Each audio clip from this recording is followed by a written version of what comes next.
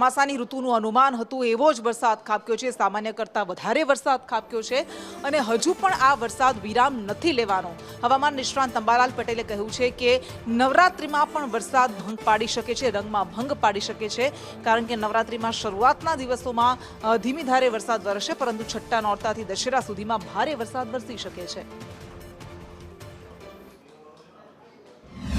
મગફળીમાં વરસાદ વિલંબ ના બને તો સારું, પરંતુ હજુ ગુજરાતના ભાગોમાં વરસાદને વાવર નથી। તો આ અંગે જોઈએ તો બંગાળના ઉપસાગરની સિસ્ટમ જે છે એ લગભગ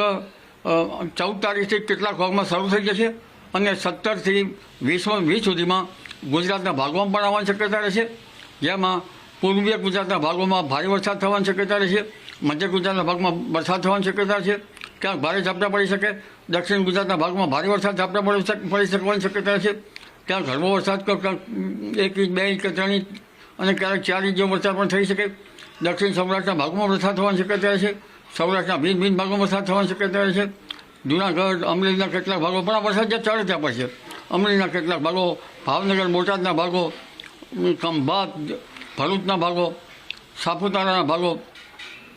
અને ગીર સોમનાથના કેટલાક ભાગો ઉપરાંત ઉત્તર સૌરાષ્ટ્રના ભાગોમાં પણ વરસાદની શક્યતા રહેશે। અમદાવાદમાં હળવા વરસાદી ઝાપટાની શક્યતા કરી, જ્યાં પછી ત્યાં ગાજવીજ